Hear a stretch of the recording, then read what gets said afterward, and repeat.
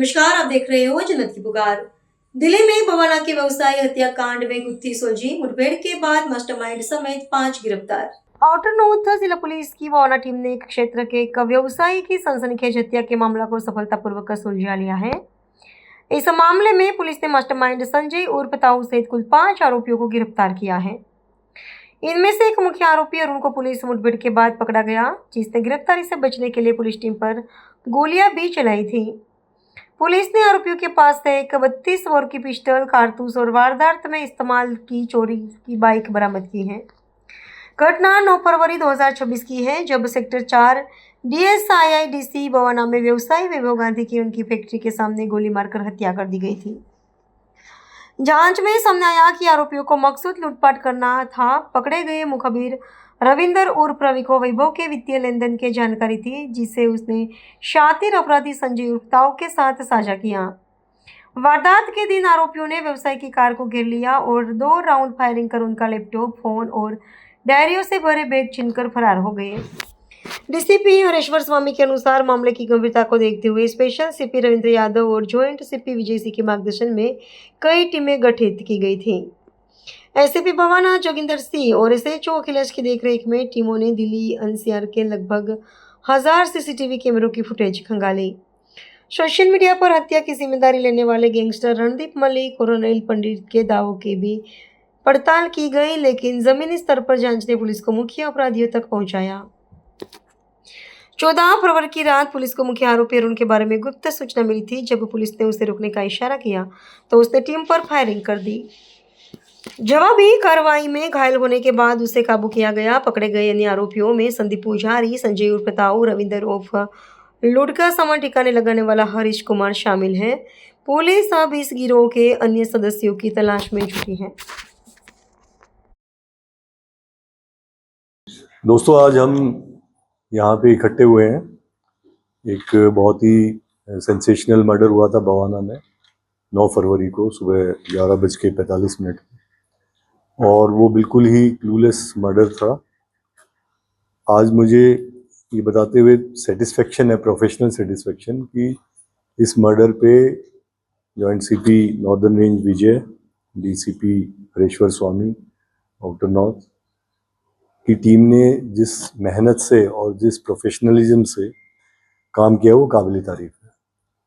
इसमें सबसे इम्पॉर्टेंट बात यह है कि ये केस क्लूलेस होते हुए, जनरली क्या होता है जब इस तरह के केसेस होते हैं तो special cell, crime branch, special staff, वही लोग इसको क्रैक कर पाते हैं।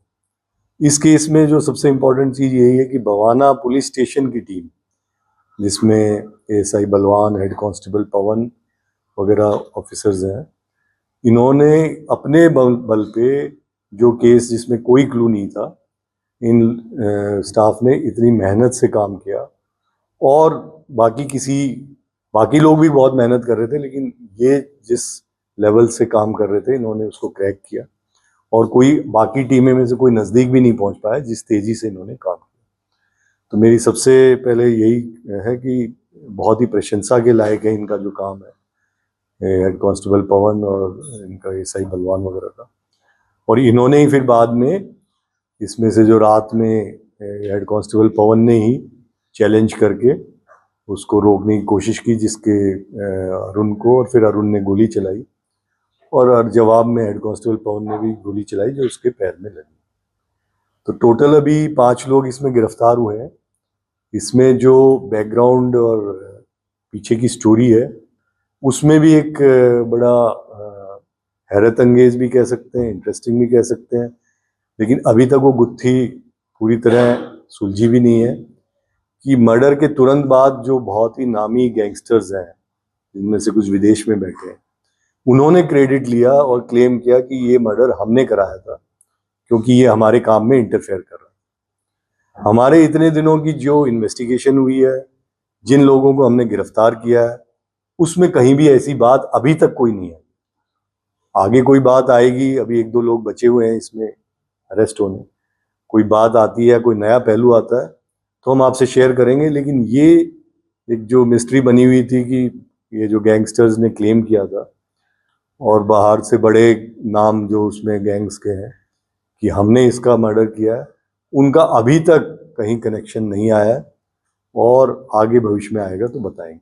अभी तक जो खुलासा हम कर पा रहे हैं वो मात्र लूट के लिए मर्डर हुआ। मर्डर भी क्यों हुआ? मकसद लूट का ही था। मर्डर जो अफरा तफरी मची उसमें गोली वोली चल गई, क्योंकि इनका ये कहना है कि हम तो खाली पैसे के लिए आए थे। पैसे जो व्यक्ति अनफॉर्चुनेटली जिनका देहांत हुआ है वो रेगुलर इस पैसे का आवागमन करते थे, करोल बाग में रहते थे और डेली सुबह अपनी जो फैक्ट्री थी बवाना में गाड़ी में लेके जाते थे। बीच में 2-3 जो एम्प्लॉई है उनको पिकअप करते थे। अब इनको इनमें से जो एक आदमी था उसमें कुछ महीने पहले इनसे पैसा लिया था और उसको आइडिया लग गया था कि यहाँ रोज पैसे का ट्रांजैक्शन होता है। तो उसने ये बात आगे जो ये क्रिमिनल थे, ये क्रिमिनल भी 2 तरह के हैं, एक तो सुल्तानपुरी के 3 लोग और 3 लोग जमनापार नॉर्थ ईस्ट डिस्ट्रिक्ट के हैं। पहले ये कुछ मुकदमों में साथ इन्होंने काम किया हुआ है। एक तो इन्होंने शाहजहांपुर में बहुत बड़ी गोल्ड की रॉबरी की थी कुछ समय पहले, जिसमें ये इकट्ठे थे। तो 3 लड़के उधर सुल्तानपुरी के, 3 लड़के नॉर्थ ईस्ट के, इन्होंने मिलकर ये प्लान बनाया और ये प्लान पिछले 2-3 महीने से चल रहा था। ये बार बार जाते थे कि वो सुबह 10-11 बजे आता है, गाड़ी में पैसा होता है। उन्होंने 2-3 बार रैकी करी, कितने बजे आता है, कौन साथ में होता है, क्या साथ में। फिर इन्होंने हथियारों का इंतजाम किया और उस दिन भी वही करीब 11 बजे के आसपास ये लोग इकट्ठे हो गए वहाँ पे इंतजार में। और जब वो आया तो इन्होंने गाड़ी में अटैक किया एक तरह से। अब वहाँ पे गड़बड़ ये हुई कि जो डिसीज्ड है वो गाड़ी की चाबी लेके भाग लिए। इनका प्लान ये था कि गाड़ी को हम पैसा गाड़ी में, गाड़ी को ही लेके चल पड़ेंगे ताकि गाड़ी भी साथ चलेगी, पैसा जो होगा उसको अलग से ले जाने की आवश्यकता नहीं पड़ेगी। अपनी मोटरसाइकिल वगैरह हम छोड़ देंगे और गाड़ी को गाड़ी में चल देंगे। तो वहीं पे वो गड़बड़ हुई कि वो आदमी जिसका पैसा था वो उसको लेके भाग गया चाबी को, और फिर ये पीछे पीछे भागे, जिसमें से अफरा तफरी में इन्होंने गोली चला दी। और गोली डराने के लिए तो लाए थे ये वेपन्स, लेकिन इनका मकसद लूट का ही था।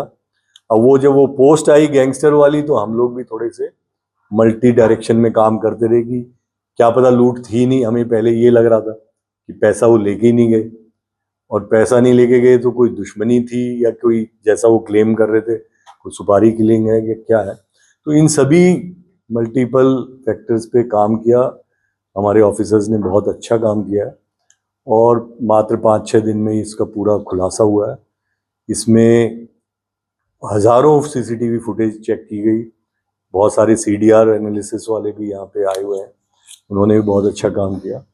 और कुल मिला के केवल एक थाने की टीम ने इतने बड़े केस का खुलासा किया, सबको गिरफ्तार किया, वो बहुत ही काबिल तारीफ है। और मैं सभी को कॉन्ग्रेचुलेट भी करता हूँ, शाबाशी भी देता हूँ कि इतना अच्छा काम इन्होंने। अगर आपने हमारा अभी तक चैनल सब्सक्राइब नहीं किया है तो कृपया चैनल सब्सक्राइब कर लें, लाइक करें, शेयर करें, कमेंट करें। तो मिलते हैं फिर किसी और खबरों के साथ। नमस्कार।